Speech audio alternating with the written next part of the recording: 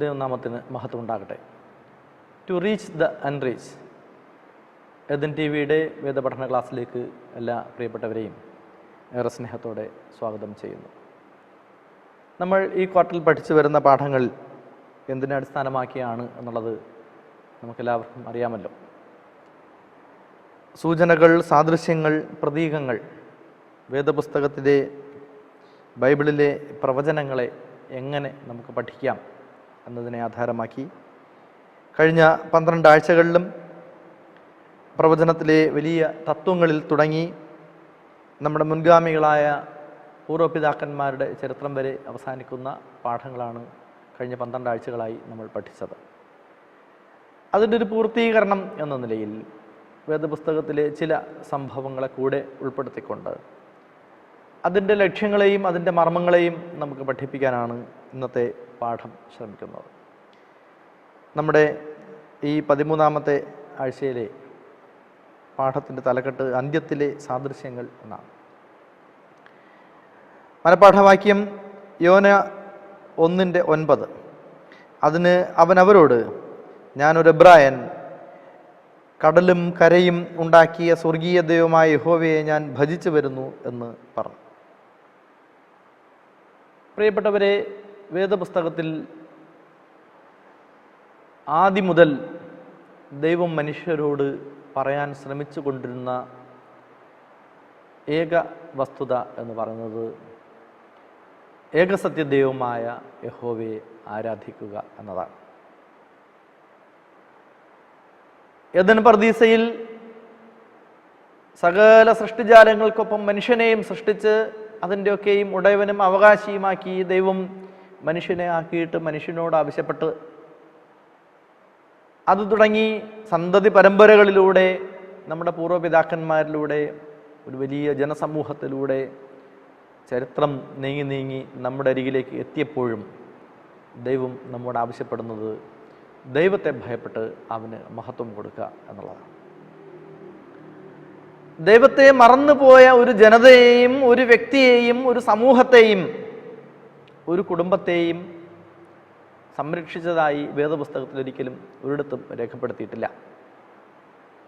അനുതാപ ഹൃദയത്തോടുകൂടി ദൈവത്തിൻ്റെ അരികിലേക്ക് കടന്നു വന്നിട്ടുള്ള വ്യക്തികളായിരുന്നാലും സമൂഹങ്ങളായിരുന്നാലും കുടുംബങ്ങളായിരുന്നാലും ദൈവത്തിൽ വിശ്വസിക്കുകയും അവനെ ആരാധിക്കുകയും ചെയ്തിട്ടുള്ള ഓരോ വ്യക്തികളെയും ദൈവം തൻ്റെ കരങ്ങളിൽ വഹിച്ചിട്ടുണ്ട് എന്നുള്ളതാണ് നമ്മുടെ മുമ്പിൽ വേദപുസ്തകം നൽകുന്ന ഏറ്റവും വലിയ സാക്ഷ്യം എന്ന് പറയുന്നത്. പല കാലങ്ങളിലായി നമ്മളൊക്കെ പഠിച്ച് മനസ്സിലാക്കിയിട്ടുള്ള വേദപുസ്തക ചരിത്രവും അതുതന്നെയാണ് നമ്മോട് പറയുന്നത്. അതുകൊണ്ട് തന്നെ ഇന്ന് നമ്മൾ 3 വ്യക്തിത്വങ്ങളെ ദൈവത്തിൻ്റെ സന്നിധിയിൽ ദൈവത്തെ ആരാധിച്ച് ദൈവത്തെ മഹത്വീകരിച്ച 3 വ്യക്തിത്വങ്ങളെ നമ്മൾ പഠിക്കും.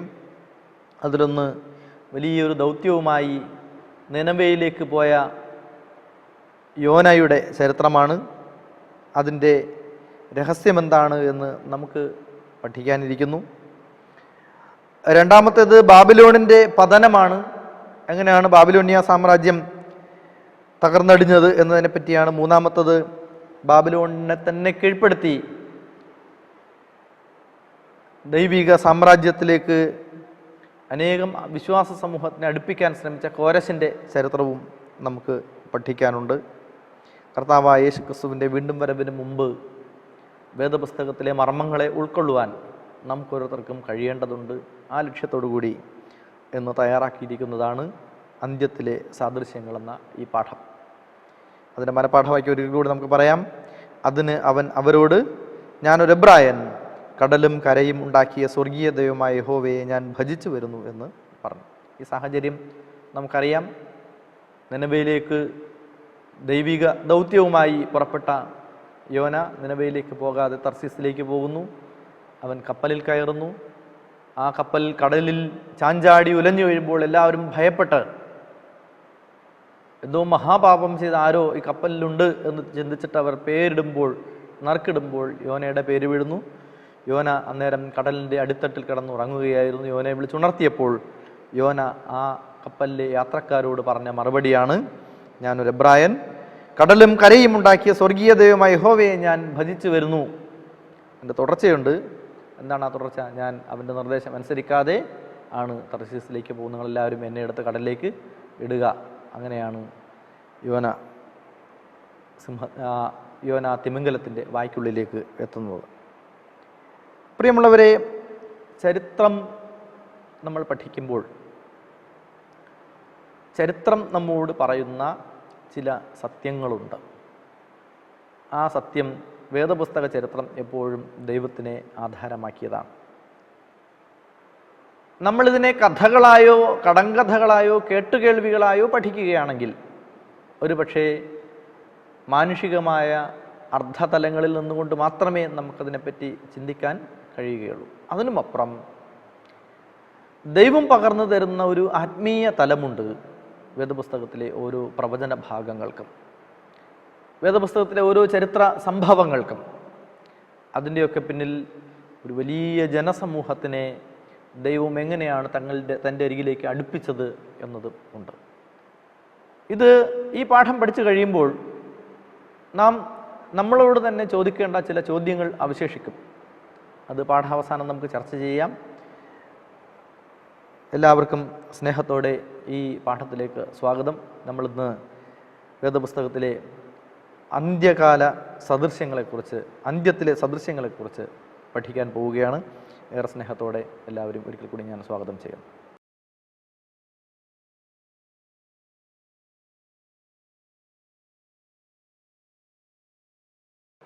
നമുക്ക് ആദ്യത്തെ പാഠം, ഞായറാഴ്ചത്തെ പാഠത്തിലേക്ക് നമ്മൾ വരുമ്പോൾ, വൈമനസ്യമുള്ള പ്രവാചകൻ എന്നാണ് അതിൻ്റെ തലക്കെട്ട് വന്നിരിക്കുന്നത്. നമ്മൾ ഈ പാഠത്തിൻ്റെ ആമുഖ ഭാഗം പറഞ്ഞപ്പോൾ യോനയെക്കുറിച്ച് പരാമർശിക്കുകയുണ്ടായി. യോനയുടെ കഥ അല്ലെങ്കിൽ യോനയുടെ ചരിത്രം യോന 1 മുതൽ 4 വരെയുള്ള അധ്യായങ്ങളിലായി ചെറിയ അധ്യായങ്ങളിലായി പടർന്നു കിടക്കുകയാണ്. പല വിശ്വാസ സമൂഹങ്ങളും യോനയുടെ അനുഭവം ഉൾക്കൊണ്ടുകൊണ്ട് മാനസാന്തരപ്പെട്ട് തിരികെ വന്നിട്ടുള്ള ചരിത്രം വേദപുസ്തകത്തിൽ ഉൾക്കൊണ്ടുകൊണ്ട് മടങ്ങി വന്നിട്ടുള്ള ചരിത്രം മാനുഷിക സമൂഹത്തിനിടയിലുണ്ട്. കർത്താവ് യേശുക്രിസ്തു ശാസ്ത്രിമാരെയും പരീശന്മാരെയും അഭിസംബോധന ചെയ്ത് സംസാരിക്കുമ്പോൾ യോനയെക്കുറിച്ച് പറയുകയുണ്ടായി. മത്തായി എഴുതിയ സുവിശേഷം 12-ാം അധ്യായത്തിൻ്റെ 32 മുതൽ 48 വരെയുള്ള വാക്യങ്ങൾ വായിക്കുമ്പോൾ അവിടെ പറയുന്നുണ്ട്, അപ്പോൾ ശാസ്ത്രിമാരിലും പരീശന്മാരിലും ചിലർ അവനോട്, ഗുരു, നീ ഒരു അടയാളം ചെയ്ത് കാണുവാൻ ഞങ്ങൾ ഇച്ഛിക്കുന്നു എന്ന് പറഞ്ഞു. അതിന് അവൻ അവരോട് ഉത്തരം പറഞ്ഞത്, ദോഷവും വ്യഭിചാരവുമുള്ള തലമുറ അടയാളം തിരയുന്നു. യോന പ്രവാചകന്റെ അടയാളമല്ലാതെ അതിന് അടയാളം ലഭിക്കയില്ല. യോന കടലാനയുടെ വയറ്റിൽ 3 രാവും 3 പകലും ഇരുന്നത് പോലെ മനുഷ്യപുത്രൻ രാവും പകലും 3 രാവും 3 പകലും ഭൂമിയുടെ ഉള്ളിൽ തന്നെ ഇരിക്കും. നിനവേക്കാർ ന്യായവിധിയിൽ ഈ തലമുറയോട് ഒന്നിച്ച് എഴുന്നേറ്റ് അതിനെ കുറ്റം വിധിക്കും. അവർ യോനയുടെ പ്രസംഗം കേട്ട് മാനസാന്തരപ്പെട്ടുവല്ലോ. ഇവിടെ ഇതാ യോനയിലും വലിയവൻ എന്ന് പറഞ്ഞു. നോക്കൂ, കർത്താവ് യേശുക്രിസ്തു അങ്ങനെ വലിയ ഒരു പ്രസ്താവന നടത്തുന്നില്ല. അതിൽ അവസാനത്തെ 42-ാമത്തെ വാക്യത്തിൻ്റെ അവസാനത്തെ സ്റ്റേറ്റ്മെൻറ്റ് എന്താണ്? ഇവിടെ ഇതാ ശലോമോനിലും വലിയവൻ എന്ന് പറയുന്നത് 41-ാമത്തെ വാക്യത്തിൻ്റെ അവസാനം, ഇവിടെ ഇതാ യോനയിലും വലിയവൻ എന്ന് പറയുന്ന ആ ഭാഗം നാം ഒന്ന് ശ്രദ്ധിച്ച് നോക്കണം. അതിനു മുമ്പ് പറഞ്ഞത് 41-ാമത്തെ വാക്യം പറഞ്ഞത്, നിനവേക്കാർ ന്യായവിധിയിൽ ഈ തലമുറയോട് ഒന്നിച്ച് എഴുന്നേറ്റ് അതിനെ കുറ്റം വിധിക്കും. അവർ യോനയുടെ പ്രസംഗം കേട്ട് മാനസാന്തരപ്പെട്ടുവല്ലോ. യോനയുടെ ചരിത്രം നമുക്കറിയാം. യോന നിനവയിലേക്കാണ് പിന്നീട് നിയോഗിക്കപ്പെട്ടത്. നിനവയിലേക്കാണ് ആദ്യമേ യോനയോട് പോകാൻ പറഞ്ഞത്. യോന നിനവക്കാരെ പേടിച്ചിട്ട് അങ്ങോട്ട് പോവാതിരുന്നതാണ്. പക്ഷേ മത്സ്യത്തിൻ്റെ വയറ്റിലകപ്പെട്ടിരുന്ന യോന 3 രാവും 3 പകലിനും ശേഷം ആ നിനവയുടെ കടൽക്കരയിൽ തന്നെ യോന ഛർദ്ദിക്കപ്പെട്ടു. അവിടെ നിന്ന് അവൻ എഴുന്നേറ്റ് നടന്ന് ആ ദേശത്തോടൊക്കെയും ദൈവം ആകാശത്തു നിന്ന് അഗ്നി ഇറക്കി ഭൂമിയെ നശിപ്പിക്കാൻ പോകുന്നു, ആ ദേശത്തെ നശിപ്പിക്കാൻ പോകുന്നു, അവിടെ മ്ലേച്ഛത കണ്ടിട്ട് അവന് സഹിക്കുന്നില്ല എന്നുള്ളത് അവരോട് ഉച്ചത്തിൽ പ്രസ്താവിച്ചിട്ട് അവൻ ആ ദേശം നശിക്കുന്നത് കാണാൻ വേണ്ടി ഒരു കുന്നിൻ്റെ മുകളിൽ കയറി ഒരു ചുരച്ചെടിയുടെ തണലിൽ ഇരുന്ന ചരിത്രം നമുക്കറിയാം. പക്ഷേ എന്ത് സംഭവിച്ചു? അതിനുശേഷം അവിടെ സംഭവിക്കുന്നത് ചരിത്രപരമായ ഒരു സംഭവമാണ്. ഒരുപക്ഷെ മാനസാന്തരം എന്ന വാക്കിൻ്റെ അർദ്ധതലത്തിലേക്ക് ഇറങ്ങിക്കഴിയുമ്പോൾ അതിൻ്റെ ആഫ്റ്റർ എഫക്റ്റ്, അതിൻ്റെ ഒരു സൈഡ് എഫക്റ്റ്, അതിൻ്റെ ഒരു എന്താണ് അപക്ഷിപ്തം, അതിൻ്റെ ബാക്കി പത്രം എന്തായിരിക്കും, മാനസാന്തരത്തിൻ്റെ ഫലം എന്തായിരിക്കും, അല്ലേ? മാനസാന്തരത്തിൻ്റെ ഫലം എന്താണ്? നമ്മൾ മാനസാന്തരത്തെക്കുറിച്ച് പറയുമ്പോൾ ഓരോ മനുഷ്യൻ്റെയും വ്യക്തിജീവിതങ്ങളുടെ ഉള്ളറകളിലേക്ക് ഇറങ്ങിച്ചെന്ന് വേണം മാനസാന്തരത്തെക്കുറിച്ച് എന്ത് ചെയ്യാൻ? ചർച്ച ചെയ്യുവാനും ചിന്തിക്കുവാനും. എന്താണ് പറയുന്നത് മാനസാന്തരത്തെക്കുറിച്ച്? ഇവിടെ ഇതാ ദോഷവും വ്യഭിചാരവുമുള്ള തലമുറ അടയാളം തിരയുന്നു എന്നാണ് പറയുന്നത്. നോക്കൂ, നമ്മുടെ മാനസാന്തരത്തെക്കുറിച്ച് പറയുമ്പോൾ ഒരു വലിയ പ്രസ്താവനയാണ് കർത്താവായ യേശു ക്രിസ്തു നടത്തുന്നത്. എന്തുകൊണ്ടാണ് ഇത്തരത്തിലൊരു പ്രസ്താവന പരീശന്മാരോടും ന്യായശാസ്ത്രിമാരോടും കർത്താവായ യേശു ക്രിസ്തുവിന് നടത്തേണ്ടി വന്നത് എന്നറിയണമെന്നുണ്ടെങ്കിൽ താല്പര്യപ്പെടുന്നവർ മത്തായി സുവിശേഷം 12-ാം അധ്യായം ആദ്യം മുതലൊന്ന് വായിച്ചു നോക്കണം. ശബത്തിൽ കതിർ പറിക്കുന്നത് വിഹിതമോ എന്ന് ശിഷ്യന്മാർ അവർ നടന്നു വരുന്ന വരവിൽ കതിർ പറിച്ചെടുത്തപ്പോൾ അത് കണ്ടിട്ട് ശാസ്ത്രിമാർ അവരിൽ കുറ്റം ആരോപിച്ച് അവരെ ന്യായം വിധിക്കാൻ വേണ്ടി ശ്രമിക്കുന്നതിനെ കുറിച്ചാണ്.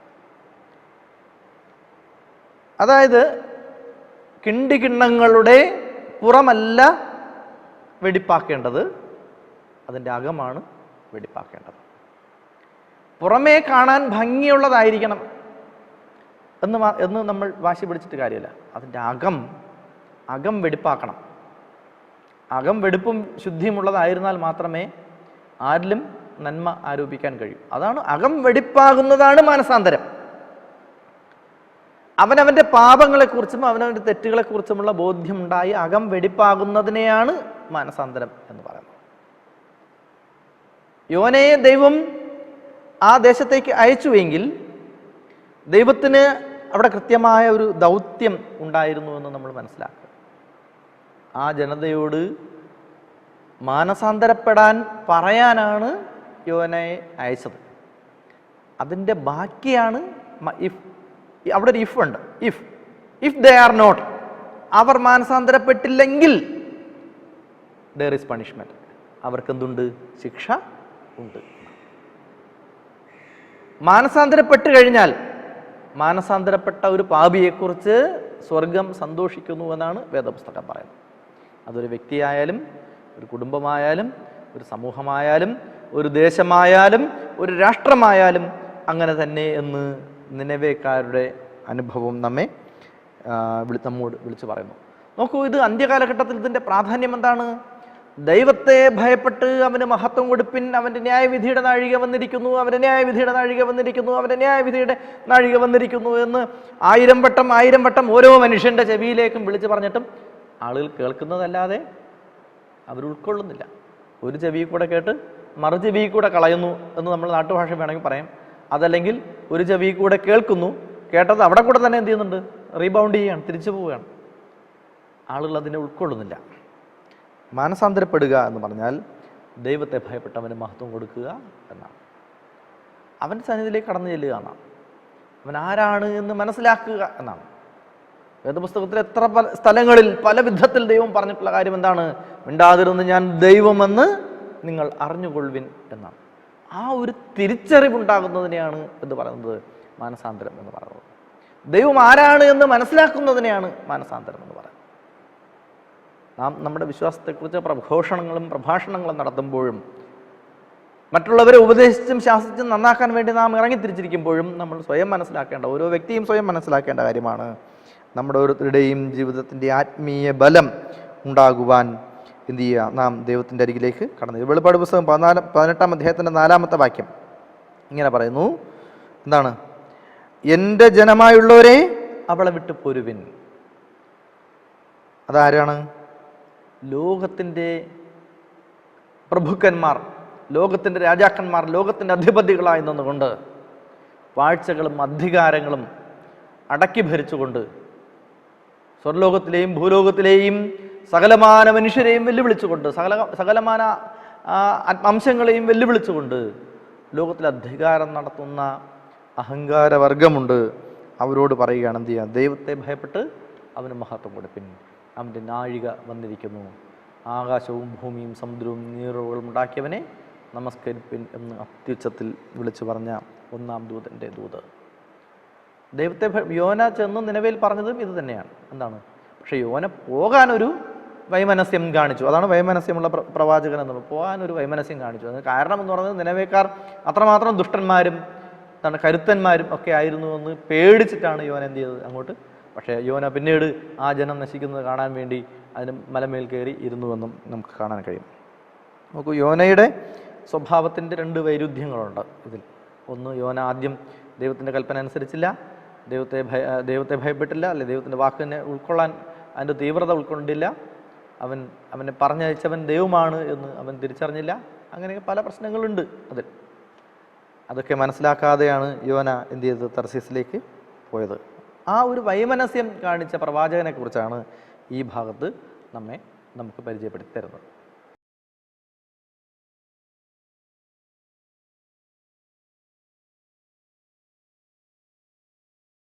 നമ്മൾ തിങ്കളാഴ്ചത്തെ പാഠഭാഗത്തേക്ക് വരുമ്പോൾ നമ്മൾ നേരത്തെ പഠിച്ചതിൻ്റെ ഒരു കണ്ടിന്യൂഷൻ, തുടർച്ചയാണ് ഇവിടെ പറയുന്നത്. മാനസാന്തരത്തിൻ്റെ ഒരു പ്രവൃത്തി. നമ്മുടെ ലേഖകൻ എഴുതിയിരിക്കുന്ന സ്റ്റേറ്റ്മെൻറ്റ് ആരംഭിക്കുന്നത് ഇങ്ങനെയാണ്: നിനവേലെ ജനത്തിന് വേണ്ടി യോനയ്ക്ക് ഒരു പ്രത്യേകമായ ദൂതുണ്ടായിരുന്നു. യോന നഗരത്തിൽ കടന്ന് ആദ്യം ഒരു ദിവസത്തെ വഴി ചെന്ന് ഇനി 40 ദിവസം കഴിഞ്ഞാൽ നിനവേ ഉന്മൂലമാകുമെന്ന് ഘോഷിച്ച് പറഞ്ഞു. യോന 3:4. അവിടെ തുടർന്ന് ആ സ്ഥലം ഒക്കെയും ശപിക്കപ്പെട്ട ഇടമാണ് എന്നും ദൈവം ഈ സ്ഥലത്ത് നശിപ്പിക്കാൻ പോകുന്നുവെന്നും 40 ദിവസത്തെ സമയമാണ് നിങ്ങൾക്ക് രക്ഷപ്പെടാനുള്ളതെന്നൊക്കെ യോന ഘോരഘോരം ആ ദേശത്തോട് പ്രസംഗിക്കുന്നുണ്ട്. യഥാർത്ഥത്തിൽ നിനവേലെ ജനത്തിന് വേണ്ടി യോനയ്ക്ക് ഒരു പ്രത്യേക ദൗത്യമുണ്ടായിരുന്നു എന്നാണ്. യോനയെ പറഞ്ഞയച്ച ദൈവത്തിന് ഒരു പ്രത്യേക ദൗത്യം യോനയെ ഏൽപ്പിക്കാൻ ഉണ്ടായിരുന്നു. ദൈവം ഏൽപ്പിച്ച ദൗത്യവുമായിട്ടാണ് യോന അവിടെ എത്തുന്നത്. പക്ഷേ അവിടെ ചെന്നിട്ട് എന്താണ് സംഭവിക്കുന്നത്? മിറക്കിൾ അല്ലേ? യോനയെ പോലും അത്ഭുതപ്പെടുത്തി കളഞ്ഞു. അതെ, ആ പട്ടണം മുഴുവനും അനുതപിച്ചു. അനുതാപ ഹൃദയത്തോടുകൂടി അവർ രട്ടുടുത്ത് വെണ്ണീറിലിരുന്ന് ആ ദേശത്തിലെ രാജാവ് മുതൽ പ്രജ വരെ, അവിടെയുള്ള സമ്പന്നൻ മുതൽ ദരിദ്രൻ വരെ, സകലമാന മനുഷ്യരും പണ്ഡിതന്മാരും പാമരന്മാരും എല്ലാവരും ഒന്നിച്ചിരുന്ന് അവർ അവരുടെ പാപത്തെക്കുറിച്ച് അനുതപിച്ച് കരഞ്ഞ് രട്ടുടുത്ത് വെണ്ണീറിലിരുന്ന് ദൈവത്തോട് നിലവിളിച്ച് അപേക്ഷിച്ചു. അവരുടെ നാശം ഒഴിവാക്കപ്പെട്ടു. നോക്കൂ, പ്രവചനത്തിൻ്റെ ആ ശക്തി അത്രത്തോളം വലുതാണ് എന്ന് ആരുൾക്കൊണ്ടു? നിനവേ പട്ടണത്തിലെ ജനം ഉൾക്കൊണ്ടു. ഇതിനും ചരിത്ര കാലഘട്ടത്തിന് മുമ്പ്, നമുക്ക് കുറേ മുമ്പ് പിന്നാക്കം ചിന്തിച്ചു കഴിഞ്ഞാൽ യോന പോയതുപോലെ തന്നെ നമ്മുടെ നോഹ പൂപ്പനും പോയിട്ടുണ്ട് അല്ലേ? എത്ര വർഷം? 120 വർഷക്കാലം. എത്ര പേരാണ് അവിടെ രക്ഷപ്പെട്ടത് എന്ന് നമ്മൾ ആലോചിച്ച് നോക്കണം. മാനസാന്തരപ്പെടാൻ അവിടെ ഒരു പാപിയും ഉണ്ടായിരുന്നില്ല. 120 വർഷക്കാലം ആ ദേശം മുഴുവനും നടന്ന് ദൈവം ലോകത്തെ നശിപ്പിക്കാൻ പോകുന്നു എന്ന് പറഞ്ഞിട്ട് മാനസാന്തരപ്പെടാൻ അവിടെ ഒരു മനുഷ്യനും ഉണ്ടായിരുന്നില്ല. ഇവിടെ യോനയോ? യോന ആ ദേശത്തോടൊക്കെയും നടന്ന് പറഞ്ഞത് 40 ഇനി അല്പം കഴിഞ്ഞാൽ 40 ദിവസം കഴിഞ്ഞാൽ ഈ പട്ടണത്തിനെ ദൈവം നശിപ്പിക്കും എന്ന് പറഞ്ഞ. പക്ഷെ ആ ജനമൊക്കെയും അവരുടെ പാപങ്ങൾ ഏറ്റു പറഞ്ഞുകൊണ്ട് അവർ ദൈവത്തിൻ്റെ സന്നിധിയിൽ കരഞ്ഞ് പ്രാർത്ഥിച്ച് അവരുടെ പാപങ്ങളിൽ നിന്ന് മോചനം നേടി. പാപമോചനത്തിന് നമുക്കുള്ള ഏക മാർഗം എന്താണ് എന്ന് ദൈവം ഇവിടെ പറഞ്ഞു തരിക. എന്താണ്? അനുതാപ ഹൃദയത്തോടുകൂടി ദൈവത്തിൻ്റെ അരികിലേക്ക് കടന്നു ചെല്ലുക. ഈ അന്ത്യനാളുകളിൽ വീണുപോയ ലോകത്തോടുള്ള അവസാനത്തെ ദൂത് ഇതുപോലെയാണ്. നമ്മളോട് കൃത്യമായിട്ടൊരു ഡേറ്റ് ഒന്നും പറയുന്നില്ല അല്ലേ? വേദപുസ്തകം പറയുന്ന പല കാര്യങ്ങളുണ്ട്. കർത്താവ് എപ്പോൾ വരും എന്ന് പല ആളുകളും ചോദിച്ചു. കർത്താവ് തന്നെ പറഞ്ഞത് എന്താണ്? കർത്താവിൻ്റെ നാൾ കള്ളനെ പോലെ വരും. വേദപുസ്തകത്തിൽ പറയുന്നുണ്ട് കർത്താവ് കള്ളനെ പോലെ വരും. കർത്താവ് തന്നെ നേരിട്ട് പറയുന്നുണ്ട്, ഞാൻ കള്ളനെ പോലെ വരും എന്ന് വെച്ചാൽ കള്ളനെ പോലെ വരുന്ന മോഷ്ടിക്കാൻ വേണ്ടി വരുന്നു എന്നല്ല. കർത്താവിൻ്റെ നാഴിക എപ്പോഴാണ് എന്ന്, അവൻ്റെ വീണ്ടും വരവിൻ്റെ നാഴിക എപ്പോഴാണ് എന്ന് ആർക്കും അറിയാത്തതുപോലെ. ഇതൊന്നും നമുക്കറിയാത്ത കാര്യങ്ങളൊന്നും അല്ലല്ലോ, ആണോ? അല്ല. വചനം കേൾക്കുന്നവനും പഠിക്കുന്നവനും പഠിപ്പിക്കുന്നവനും എല്ലാവർക്കും എന്തറിയാം? കർത്താവ് യേശുക്രിസ്തു വീണ്ടും വരുമെന്നറിയാം. വിശ്വാസിക്കും അവിശ്വാസിക്കും ഒക്കെയും അറിയാം. കേൾക്കുന്നവനും അറിയാം, കാണുന്നവനും അറിയാം. പക്ഷേ ചിലർ കണ്ടിട്ട് വിശ്വസിക്കുന്നു, ചിലർ കണ്ടിട്ട് വിശ്വസിക്കുന്നില്ല, ചിലർ വിശ്വസിക്കുന്നതായിട്ട് അഭിനയിക്കുന്നു, വിശ്വസിക്കുന്നതായിട്ട് ജീവിക്കുന്നു, ചിലർ വിശ്വാസത്തിൽ ജീവിക്കുന്നു, ചിലർ അവിശ്വാസത്തിൽ ജീവിക്കുന്നു. വിശ്വാസികളും അവിശ്വാസികളും കൂടെ ചേർന്ന ലോകത്തിൽ പലതരം മനുഷ്യർ. അവരിൽ ആരാണ് അനുതാപ ഹൃദയത്തോടുകൂടെ ദൈവത്തിൻ്റെ അരികിലേക്ക് കടന്നു ചെല്ലുന്നത്, അവർക്ക് മാത്രമേ കർത്താവായ യേശു ക്രിസ്തുവിനെ എതിരേൽക്കുവാൻ കഴിയുകയുള്ളൂ എന്നതാണ് വാസ്തവം. അതാണ് മാനസാന്തരത്തിൻ്റെ ഫലം എന്ന് പറയുന്നത്. വെളിപ്പാട് പുസ്തകം 18:4, എൻ്റെ ജനമായുള്ളവരെ, അവളുടെ പാപങ്ങളിൽ കൂട്ടാളികളാകാതെയും അവളുടെ ബാധകളിൽ ഓഹരിയാകാതെയും ഇരിപ്പാൻ അവളെ വിട്ട് പോരുവിൻ. മഹദിയാം ബാബിലോൺ, സകല വിധമായ മ്ലേച്ഛതകളുടെയും മാതാവ്. അതുകൊണ്ടാണ് കർത്താവ് യേശു ക്രിസ്തു നേരത്തെ പറഞ്ഞത്, ദോഷവും വ്യഭിചാരവുമുള്ള തലമുറ, ദോഷവും വ്യഭിചാരവുമുള്ള തലമുറ മാനസാന്തരത്തെക്കുറിച്ച് ഇവിടെ പ്രസംഗിക്കുകയാണ്. മറ്റെന്താ പറയുന്നത്? ദൈവകൽപ്പനയും യേശുവിനുള്ള വിശ്വാസവും കാത്തുകൊള്ളുകയും ചെയ്യുന്ന വിശുദ്ധന്മാരുടെ സഹിഷ്ണുത കൊണ്ട് ഇവിടെ ആവശ്യം.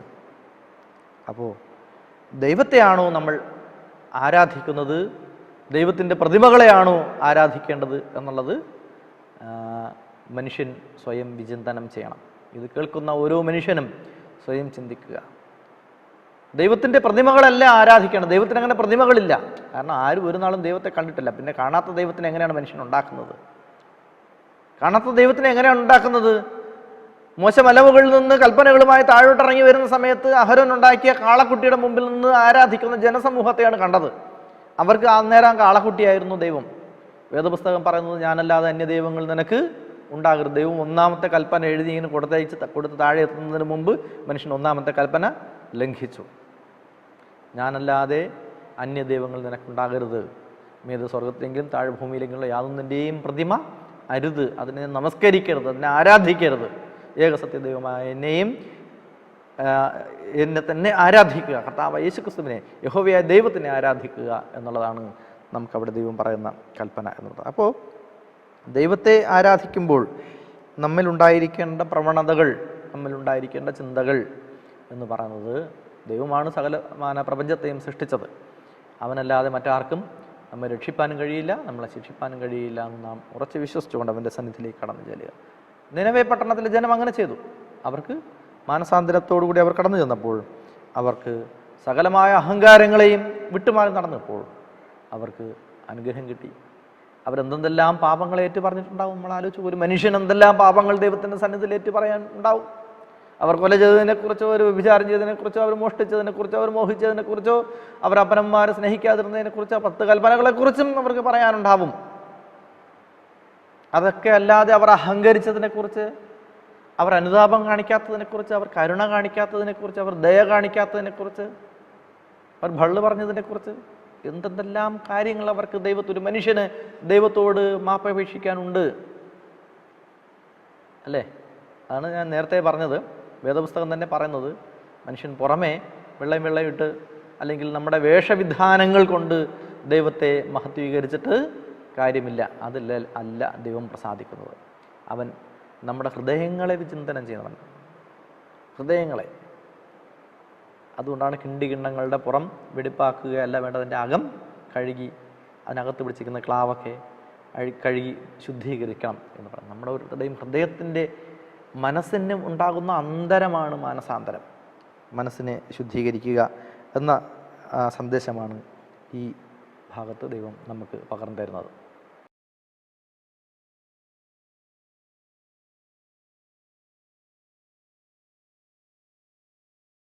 നമ്മൾ ചൊവ്വാഴ്ചത്തെ പാഠഭാഗത്തേക്ക് വരുമ്പോൾ മറ്റൊരു വസ്തുതയാണ്.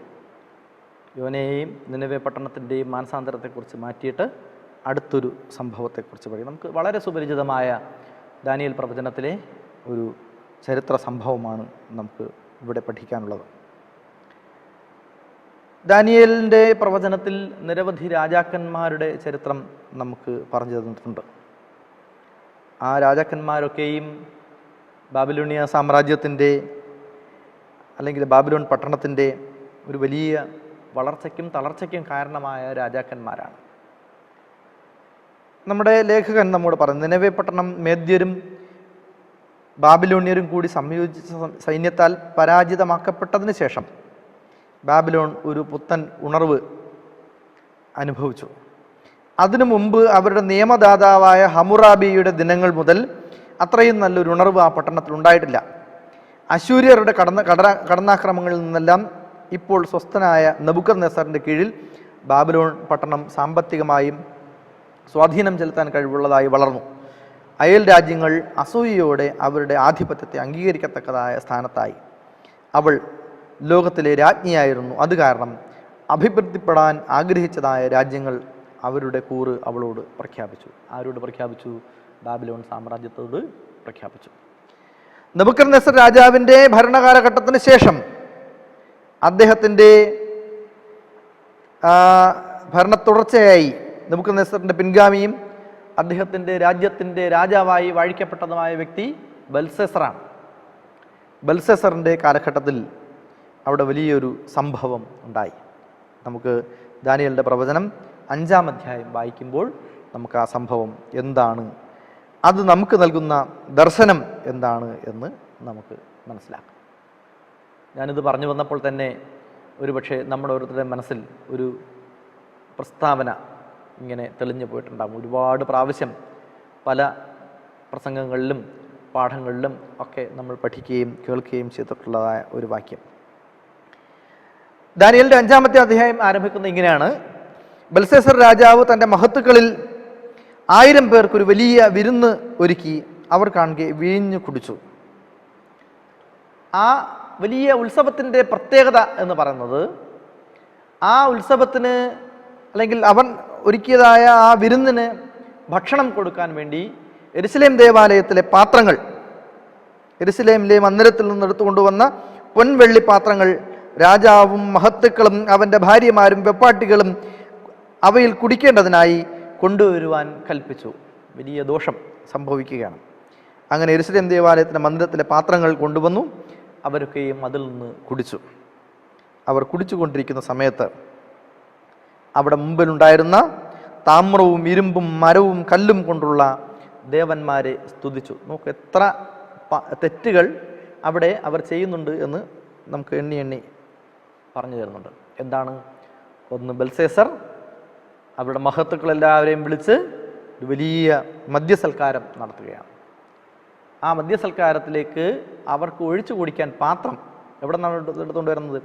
യെരുശലേം ദേവാലയത്തിൽ ഉപയോഗിച്ചിരുന്ന വിശുദ്ധ കർമ്മങ്ങൾക്ക് ഉപയോഗിച്ചുകൊണ്ടിരുന്ന പാത്രം ആണ് എടുത്തുകൊണ്ട് വരാൻ അവൻ കൽപ്പിച്ചതും അതെടുത്തുകൊണ്ട് വന്നതും. അവൻ മാത്രമല്ല, അവിടുത്തെ രാജാക്കന്മാരും രാജാക്കന്മാരുടെ ഭാര്യമാരും രാജാക്കന്മാരുടെ വെപ്പാട്ടിമാരും എല്ലാവരും അതിൽ നിന്ന് കുടിക്കുകയും ആനന്ദിക്കുകയും ചെയ്തു. പെട്ടെന്ന് അത് മാത്രമല്ല, അവർ ചെയ്യുന്നതെന്താണ്? അവിടെ ചുറ്റും കല്ലുകൊണ്ടും താമ്രം കൊണ്ടും ഇരുമ്പ് കൊണ്ടും മരം കൊണ്ടൊക്കെ ഉണ്ടാക്കിയ, വെള്ളി കൊണ്ടൊക്കെ ഉണ്ടാക്കിയ പ്രതിമകളിരിക്കുകയായിരുന്നു. ദേവന്മാരുടെ പ്രതിമകളിരിക്കണം. അതിനൊക്കെയും നമസ്കരിച്ചു. തൽക്ഷണം ഒരു മനുഷ്യൻ്റെ കൈവിരലുകൾ പുറപ്പെട്ട് വിളക്കിന് നേരെ രാജധാനിയുടെ വെള്ളമേൽ എഴുതിയ കൈപ്പത്തി രാജാവ് കണ്ടു. എന്താണ് എഴുതിയത്? അതെന്താണ് എഴുതിയതെന്ന് അവിടെ ഉണ്ടായിരുന്ന ആർക്കും വായിക്കുവാൻ കഴിഞ്ഞില്ല. അങ്ങനെ രാജാവിൻ്റെ വിദ്വാൻമാരും അവിടുത്തെ പണ്ഡിതന്മാരും എല്ലാവരും വന്നിട്ടും ആർക്കും അത് വായിക്കുവാൻ കഴിഞ്ഞില്ല. അങ്ങനെ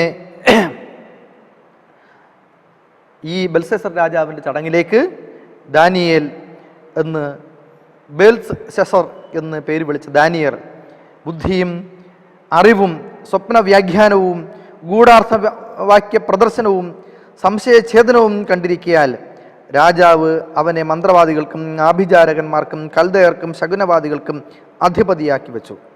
അങ്ങനെ ദാവീദ് വന്ന് അവരുടെ മുമ്പിൽ എഴുതിയിരുന്ന ആ എഴുത്ത് എന്താണ് എന്ന് വായിക്കുകയും അതിൻ്റെ അർത്ഥം പറഞ്ഞു കൊടുക്കുകയും ചെയ്തു. അല്ലേ? നമുക്ക് ആ വാക്യം എന്താണ് എന്ന് നമുക്കെല്ലാവർക്കും വളരെ പരിചയമുള്ളതാണ്. എന്തായിരുന്നു അവിടെ എഴുതിയത്?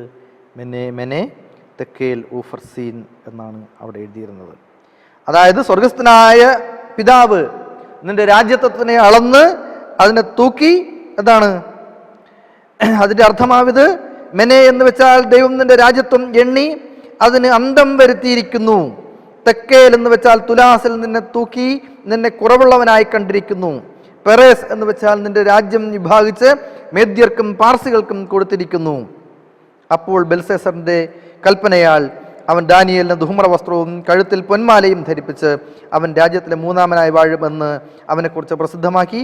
ആ രാത്രിയിൽ തന്നെ കൽദയ രാജാവായ ബെൽസേസർ കൊല്ലപ്പെട്ടു.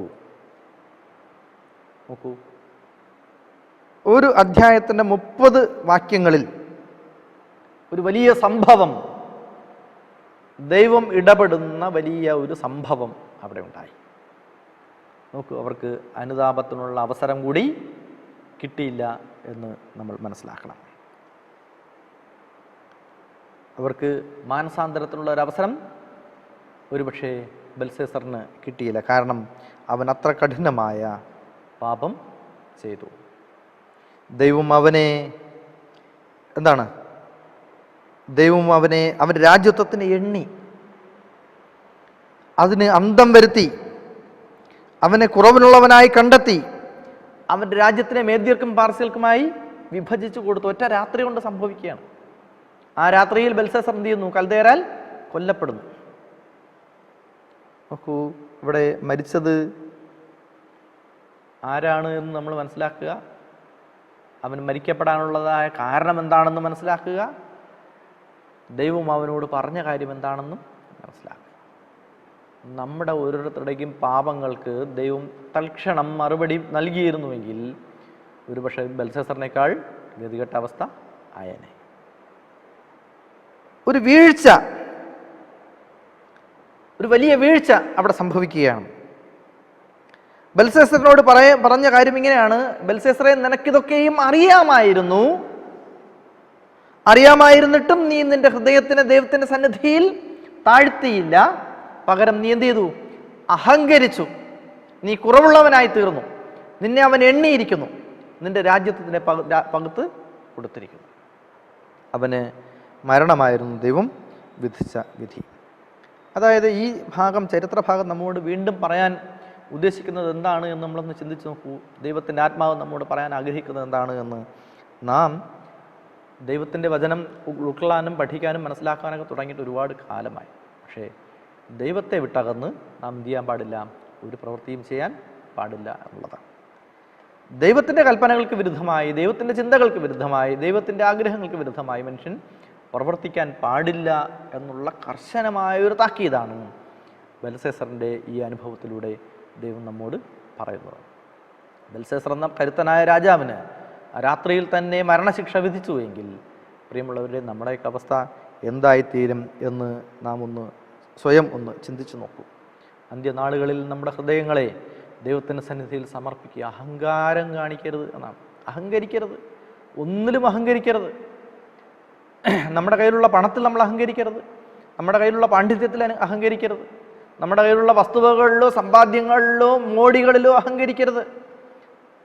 നമ്മുടെ കയ്യിലുള്ള ആഭരണങ്ങളിലോ നമ്മുടെ കയ്യിലുള്ള സകലമാന സ്വത്തുവകകളിലോ അഹങ്കരിക്കരുത്. സൗന്ദര്യത്തിൽ അഹങ്കരിക്കരുത്. കർത്താവായ യേശു ക്രിസ്തു തന്നെ ചോദിച്ച ചോദ്യം എന്താണ്?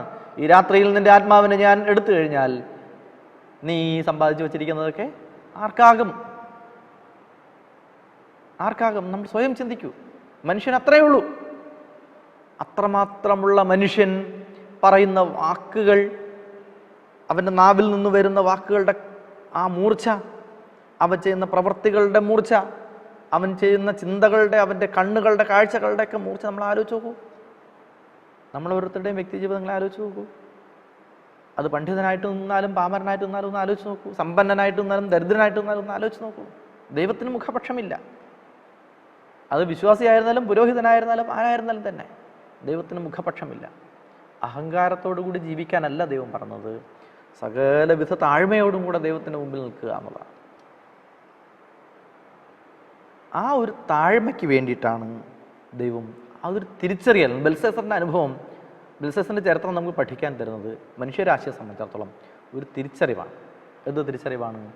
ദൈവം നിമിഷങ്ങൾ കൊണ്ട് അനുതപിക്കുകയും നിമിഷങ്ങൾ കൊണ്ട് ശിക്ഷിക്കുകയും ചെയ്യുന്നവരാണ്.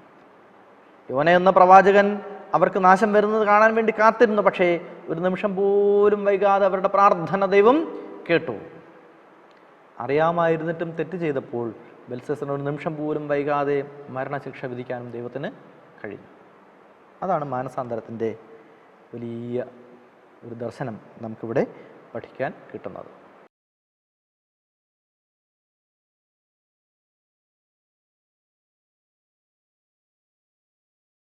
നമ്മൾ ബുധനാഴ്ചത്തെ പാഠത്തിലേക്ക് വരുമ്പോൾ ഈ ബാബിലോണിയ സാമ്രാജ്യത്തിൻ്റെ ബെൽഷസ്സറിൻ്റെ നാശത്തിൻ്റെ ഒരു തുടർച്ചയെക്കുറിച്ചാണ് നമുക്കിവിടെ പറയുന്നത്. യൂഫ്രത്തോസ് വറ്റുന്നു. അതിൻ്റെ ആദ്യത്തെ ഭാഗം നമുക്ക് വായിക്കാൻ തന്നിരിക്കുന്നത് ലേഖകൻ ഇങ്ങനെയാണ് എഴുതുന്നത്: ബാബിലോണിൻ്റെ കരുത്തുകളിലൊന്ന് യൂഫ്രത്തോസ് നദിയായിരുന്നു. ആ പട്ടണത്തിന് അപരിമിതമായ ജലം വിതരണം ചെയ്തുകൊണ്ട് അതിൻ്റെ ഭിത്തികളുടെ കീഴിൽ കൂടി ഒഴുകുന്ന യൂഫ്രട്ടീസ് നദി അത് അവളുടെ ഒരു ദൗർബല്യമായും തെളിയിക്കപ്പെട്ടു. പുരാതന രാജ്ഞിയായിരുന്ന നീറ്റോക്രിസ് ആ നദിക്കെതിരെ പട്ടണത്തിലേക്ക് ഒരു മാർഗം വികസിപ്പിക്കാനായി മണ്ണുകൊണ്ടുള്ള പണികൾ ചെയ്തു. അങ്ങനെ ആ നദിയെ അവരുടെ ചതുപ്പ് നിലങ്ങളിലേക്ക് തിരിച്ചുവിട്ടപ്പോൾ കുറേ നാൾ കഴിഞ്ഞപ്പോൾ എന്ത് സംഭവിച്ചു?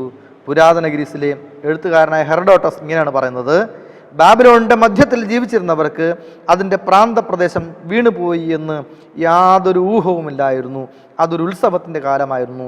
എല്ലാവരും നൃത്തം ചെയ്യുകയും ഉല്ലാസങ്ങളിൽ മുഴുകുകയും ചെയ്യുകയുമായിരുന്നു. യൂഫ്രട്ടീസ് നദി എന്ത് ചെയ്തു? ചാലുവെട്ടി ബാബിലോണിയ പട്ടണത്തിനുള്ളിലേക്ക് കടത്തിവിട്ടപ്പോൾ അതിൻ്റെ ഒരു പ്രശ്നം, അത് നിറഞ്ഞു കവിഞ്ഞൊഴുകി വരുന്ന നദിയുടെ പ്രശ്നത്തെക്കുറിച്ച് അവർ അത്രത്തോളം ചിന്തിച്ചില്ല. പിന്നീട് എന്ത് ചെയ്തു? ആ ദേശത്തിനെ മുഴുവനും മുക്കിക്കളയുന്ന ഒരു വലിയ ജലസാഗരമായി ആര് മാറി? യൂഫ്രട്ടീസ് മാറി എന്നുള്ളതാണ്. ദാനിയേലിൻ്റെ പ്രവചനം 5-ാം അധ്യായം ചിത്രീകരിച്ചിരിക്കുന്ന അതേ ഉത്സവകാലമാണ് ഇത്.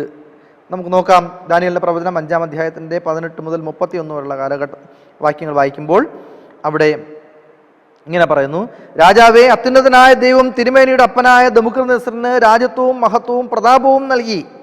അവന് നൽകിയ മഹത്വം ഹേതുവായി സകല വംശങ്ങളും ജാതികളും ഭാഷക്കാരും അവൻ്റെ മുമ്പിൽ ഭയപ്പെട്ട് വിറച്ച് തനിക്ക് ബോധിച്ചവനെ അവൻ കൊല്ലുകയും ബോധിച്ചവനെ ജീവനോടെടുക്കുകയും ബോധിച്ചവനെ ഉയർത്തുകയും ബോധിച്ചവനെ താഴ്ത്തുകയും ചെയ്തു. എന്നാൽ അവൻ്റെ ഹൃദയം ഗർവിച്ചു, അവൻ്റെ മനസ്സ് അഹങ്കാരത്താൽ കഠിനമായി പോയ ശേഷം അവൻ രാജാസനത്തിൽ നിന്ന് നീങ്ങിപ്പോയി. അവർ അവൻ്റെ മഹത്വം അവങ്കിൽ നിന്ന് എടുത്തു കളഞ്ഞു. അങ്ങനെ അവൻ മനുഷ്യരുടെ ഇടയിൽ നിന്ന് നീങ്ങി അവരുടെ ഹൃദയം മൃഗപ്രായമായി തീർന്നു. അവൻ്റെ പാർപ്പ് കാട്ടുകഴുതകളോടുകൂടിയായിരുന്നു. അവനെ കാളുകളെപ്പോലെ പുല്ലുതീറ്റി.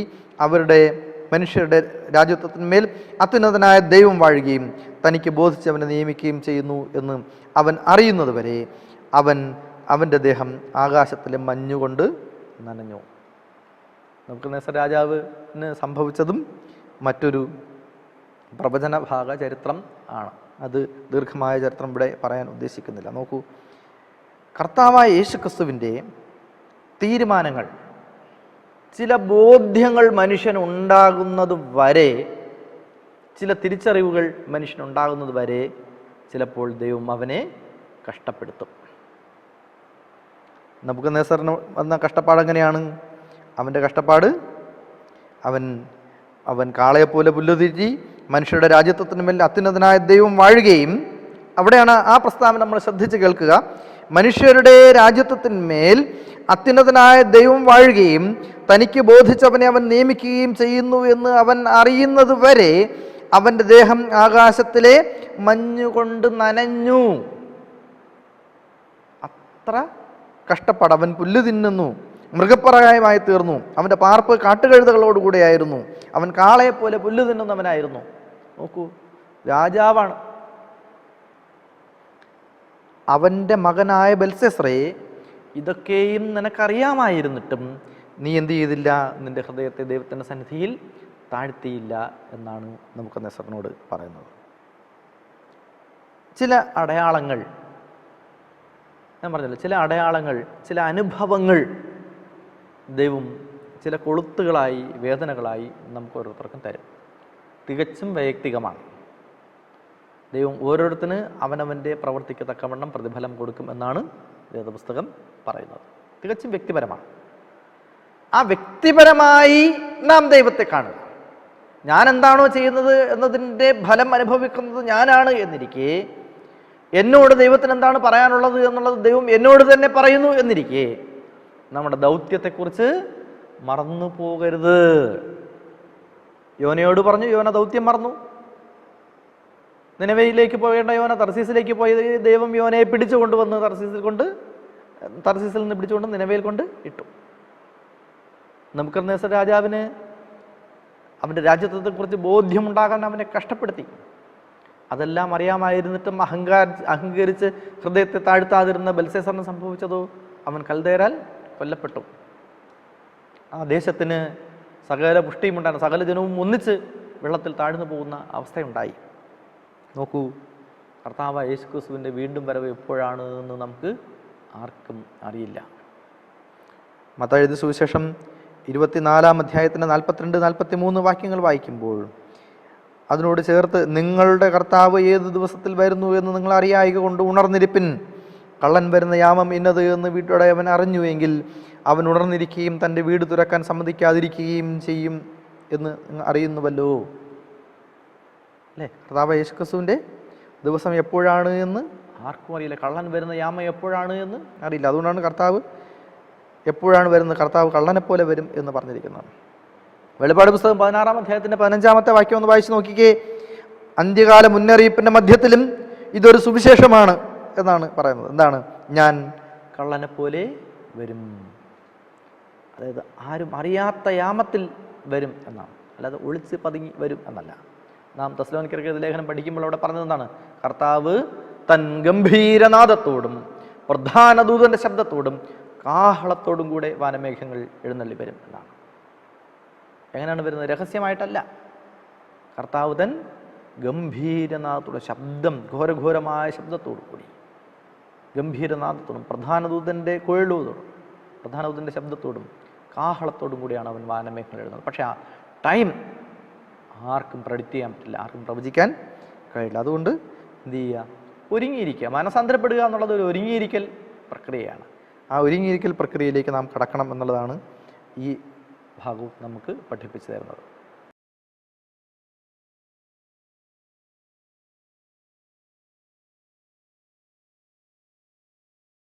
നമ്മൾ വ്യാഴാഴ്ചത്തെ പാഠഭാഗത്തേക്ക് വരുമ്പോൾ, വ്യാഴാഴ്ചത്തെ പാഠഭാഗത്തിൻ്റെ തലക്കെട്ട് അഭിഷിക്തനായ കോരസ് എന്നാണ്. വേദപുസ്തകത്തിലെ മറ്റൊരു ചരിത്ര സംഭവത്തിലേക്ക് നമ്മുടെ ഓരോരുത്തരുടെയും ശ്രദ്ധ ക്ഷണിക്കുകയാണ്. ആരായിരുന്നു കോരസ്? ഇവിടെ നമ്മുടെ ടൈറ്റിൽ പറയുന്നതാണ് അഭിഷിക്തനായ കോരസ് എന്നാണ്. കോരസിനെ അഭിഷിക്തനായ കോരസ് എന്ന് വിളംബരം ചെയ്തത് ആരായിരുന്നു?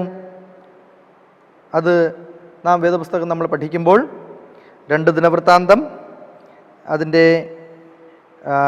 36-ാം അധ്യായത്തിൻ്റെ 23-ാമത്തെ വാക്യം വായിക്കുമ്പോൾ യെശയ്യാ പ്രവാചകനാണ്, മഹനീയമായ വിശേഷണങ്ങളാണ് കോരസിന് നൽകിയിട്ടുള്ളത്.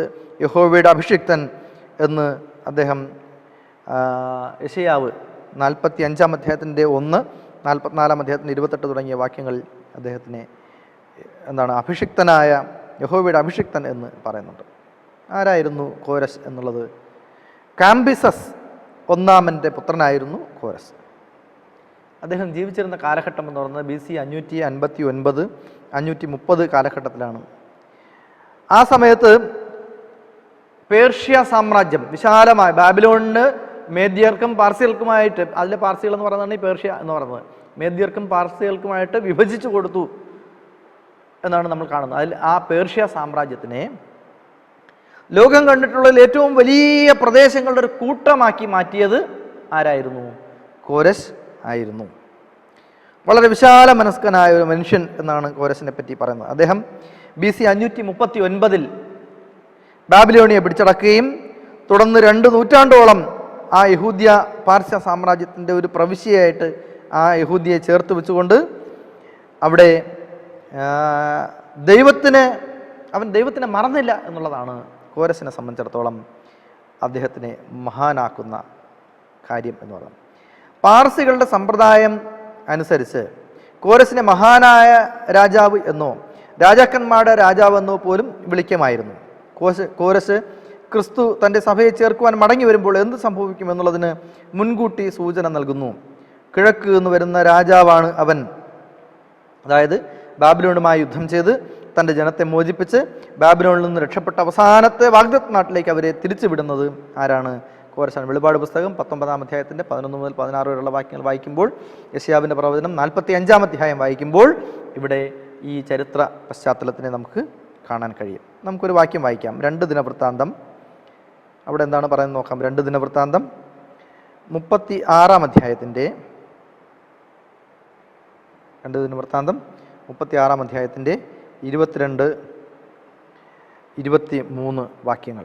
എന്നാൽ ഇരമ്യാ മുഖാന്തരം ഉണ്ടായ യഹോവയുടെ വചനം നിവൃത്തിയാകേണ്ടതിന് പാർസി രാജാവായ കോരസിൻ്റെ 1-ാം ആണ്ടിൽ യഹോവ പാർസി രാജാവായ കോരസിൻ്റെ മനസ്സുണർത്തി. അവൻ തൻ്റെ രാജ്യത്തെല്ലായിടത്തും ഒരു വിളംബരം പ്രസിദ്ധമാക്കി രേഖാമൂലം പരസ്യം ചെയ്തതെന്തെന്നാൽ, പാർസി രാജാവായ കോരസ് ഇപ്രകാരം കൽപ്പിക്കുന്നു: സ്വർഗത്തിലെ ദൈവമായ യഹോവ ഭൂമിയിലെ സകല രാജ്യങ്ങളെയും എനിക്ക് തന്നിരിക്കുന്നു. യഹൂദയിലെ യെരുശലേമിൽ അവന് ഒരു ആലയം പണിവാൻ അവൻ എന്നോട് കൽപ്പിച്ചുമിരിക്കുന്നു. നിങ്ങളിൽ അവൻ്റെ ജനമായിട്ട് ആരെങ്കിലും ഉണ്ടെങ്കിൽ അവൻ്റെ ദൈവമായ യഹോവ അവനോടുകൂടെ ഇരിക്കട്ടെ, അവൻ യാത്ര പുറപ്പെടട്ടെ എന്ന് പറഞ്ഞാണ് ആ അധ്യായം തന്നെയും അവസാനിക്കുന്നത്. നോക്കൂ, കോരസിനെ പല ആളുകളും ക്രിസ്തുവിൻ്റെ ഒരു പ്രതിപുരുഷനായിട്ടോ അല്ലെങ്കിൽ ക്രിസ്തുവിനെ പ്രതിനിധീകരിക്കുന്ന ഒരു മനുഷ്യനായിട്ടോ ഒക്കെ കോരസിനെ പല ആളുകളും വാഴ്ത്തുന്നുണ്ട്. എങ്കിൽ തന്നെയും ഒരു വ്യക്തി എന്ന നിലയിൽ തനിക്ക് വേണമെങ്കിൽ ആരായിരിക്കാമായിരുന്നു?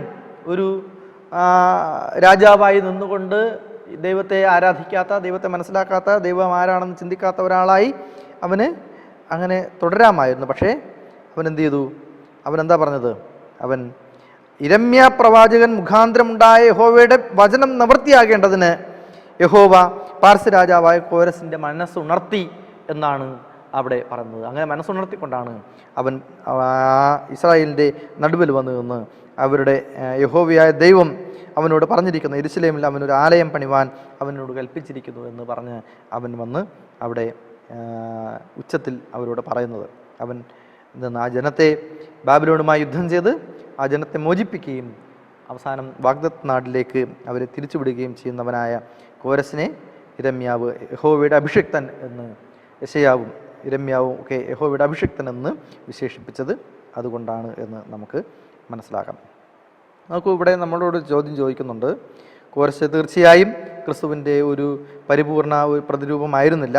ഒരു മാതൃകയും അത് പ്രതിനിധീകരിക്കുന്ന യഥാർത്ഥ ആളുമായി പരിപൂർണമായി ഒരു നിരയിൽ പോകാറില്ല. അതുകൊണ്ട് നമ്മൾ ഓരോ ചെറിയ വിശദീകരണത്തിനും വളരെ അർത്ഥം കൊടുക്കാതിരിക്കാൻ വളരെ സൂക്ഷിക്കണം എന്ന് വരികിലും അവൻ വളരെ വിശാലമായി ഒരു രക്ഷകനായി പ്രവർത്തിക്കുന്നുണ്ട്.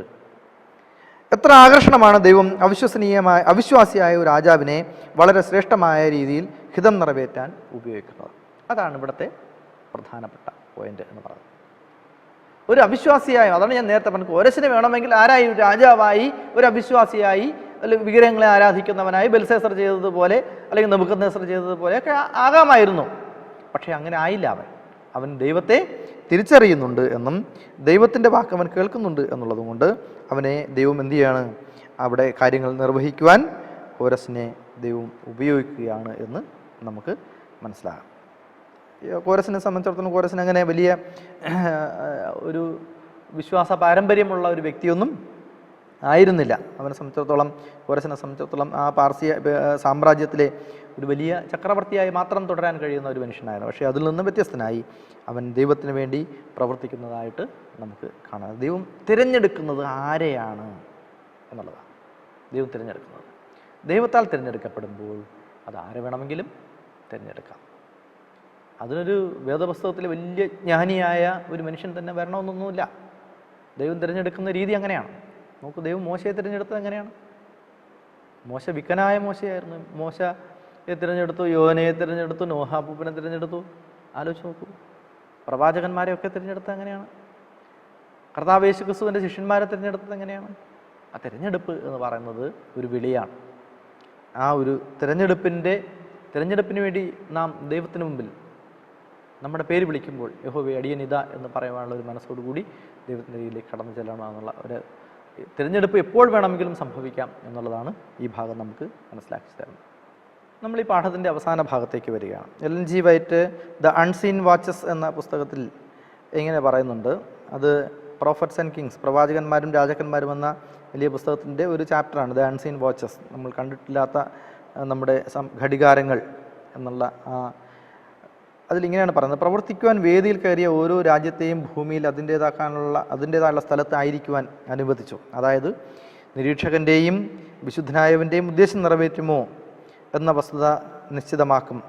പ്രവചനം ലോകത്തിലെ വലിയ രാഷ്ട്രങ്ങളുടെ ബാബിലോൺ, മേദ്യ, പാർസ്യ, ഗ്രീസ്, റോം എന്നിവരുടെ ഉയർച്ചയും വളർച്ചയും പിന്തുടരുന്നുണ്ട്.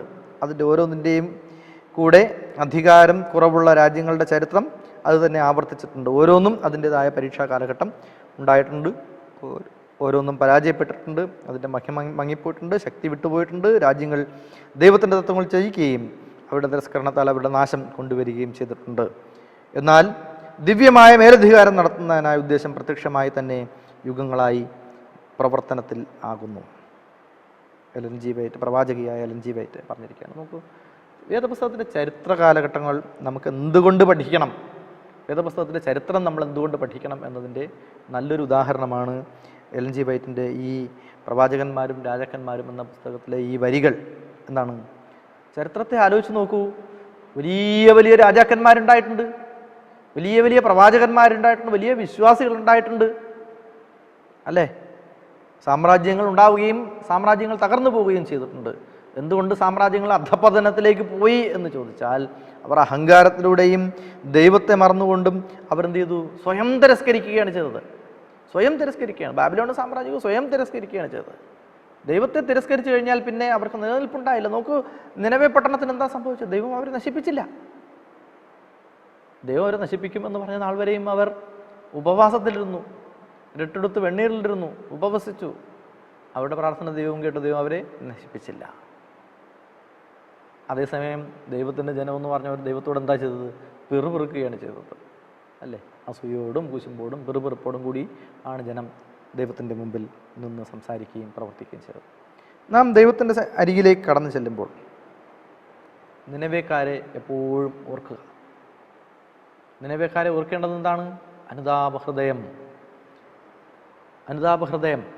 നിനവേക്കാരെ ഓർക്കുമ്പോൾ എന്താണ്? മാനസാന്തരം. നിനവേക്കാരെ ഓർക്കുമ്പോൾ രക്ഷ. നിനവേക്കാരെ ഓർക്കുമ്പോൾ ദൈവത്തിൻ്റെ രക്ഷാകരമായ അനുഗ്രഹം. നിനവേക്കാരെ ഓർക്കുമ്പോൾ ഉപവാസം. നിനവേക്കാരെ ഓർക്കുമ്പോൾ ദൈവത്തെ ഭയപ്പെട്ട് അവന് മഹത്വം കൊടുപ്പിൻ.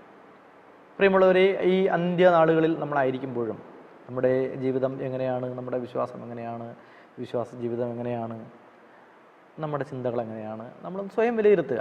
ആ വിലയിരുത്തുന്നതനുസരിച്ച് നമുക്ക് എങ്ങനെ മുന്നോട്ട് പോകാൻ കഴിയുമെന്നും ചിന്തിക്കുക. ആയതിന് ദൈവം നമ്മെല്ലാവരെയും അനുഗ്രഹിക്കട്ടെ എന്ന് പ്രാർത്ഥിച്ചുകൊണ്ട് ഈ വേദപഠനം ഇവിടെ അവസാനിപ്പിക്കുന്ന ദൈവം നമ്മെല്ലാവരെയും അനുഗ്രഹിക്കുകയും കാത്തുസൂക്ഷിക്കുകയും ചെയ്യുമാറാകട്ടെ. ആമേൻ. നമുക്ക് പ്രാർത്ഥിക്കാം. സർവശക്തനായ ദൈവമേ, ഈ നല്ല ദിവസത്തിനായി നന്ദിയുള്ള ഹൃദയത്തോടെ സ്തോത്രം. ദാവേ, വേദപുസ്തക ചരിത്രത്തിലുടനീളം അങ്ങേ തിരസ്കരിച്ചിട്ടുള്ള ജനതയ്ക്കും അങ്ങേ തിരസ്കരിച്ചിട്ടുള്ള വ്യക്തികൾക്കും അങ്ങേ തിരസ്കരിച്ചിട്ടുള്ള രാജാക്കന്മാർക്കും പുരോഹിതന്മാർക്കും ഒക്കെ എന്താണ് സംഭവിച്ചിട്ടുള്ളത് എന്ന് ചരിത്രം നമ്മെ പഠിപ്പിക്കുന്നുണ്ട്. ദാവേ, രാജ്യമായും സമൂഹങ്ങളുമായും യുദ്ധങ്ങളും യുദ്ധശ്രുതികളും കേൾക്കുന്ന ഈ കാലത്ത്, മഹാരോഗങ്ങളും മഹാവിപത്തുകളും ഉണ്ടാകുന്ന ഈ കാലഘട്ടത്ത്, ഭൂമി പൊടുപൊടി പൊട്ടുകയും കീറുകയും മത്തനെ പോലെ ചാഞ്ചാടുകയും ചെയ്യുന്ന ഈ അന്ത്യ കാലഘട്ടത്തിൽ വേദപുസ്തകത്തിലെ പ്രവചനങ്ങൾ എത്ര വലിയ സത്യങ്ങളാണ്! ഇനി സംഭവിക്കാനിരിക്കുന്നവ നമ്മുടെ ഓരോ മനുഷ്യരുടെയും കൺമുമ്പിൽ ദർശനങ്ങളായി ഉയരുമ്പോൾ, പ്രിയമുള്ള ഓരോ മനുഷ്യരും, അങ്ങയുടെ പ്രിയമുള്ള ഓരോ മക്കളും അതിനെ തിരിച്ചറിഞ്ഞുകൊണ്ട് ജീവിപ്പാൻ അങ്ങോട്ട് നൽകുമാറാകണമേ എന്ന് പ്രാർത്ഥിക്കുന്ന നാഥ. ഇന്ന് നിൻ്റെ വചനം പഠിപ്പിക്കാനുള്ള കരുത്ത് നൽകിയല്ലോ. ശാരീരികമായും മാനസികമായും വളരെ ക്ഷീണിതനാണ് ദൈവമേ. എൻ്റെ ദൈവമേ, അങ്ങ് അറിയുന്നതിനായി സ്തോത്രം. എങ്കിലും അങ്ങയുടെ വചനം അടിന് കാലും ദീപവും പാതയ്ക്ക് പ്രകാശമായിരിക്കാൻ സ്തോത്രം. അങ്ങ് അനുഗ്രഹിക്കുമാറാകണമേ പിതാവേ. ഇതിനെ ചുക്കാൻ പിടിക്കുന്ന, ദേവിക്ക് ചുക്കാൻ പിടിക്കുന്ന ഓരോ പ്രിയപ്പെട്ടവരും തിരുക്കരങ്ങൾ സമർപ്പിക്കുന്നു. ദേശാന്തരങ്ങളിൽ നിങ്ങളുടെ വചനം കേൾക്കുന്ന പ്രിയമക്കളെ എല്ലാവരും തിരുക്കരങ്ങൾ സമർപ്പിക്കുന്നു. അനുഗ്രഹിക്കുമാറാകണമേ നാഥ, തിരഞ്ഞെടുക്കുമാറാകണമേ. യേശു ക്രിസ്തുവിൻ നാമത്തിൽ താഴ്മയെ ചോദിക്കുന്നു പ്രിയ പിതാവേ. ആമേൻ.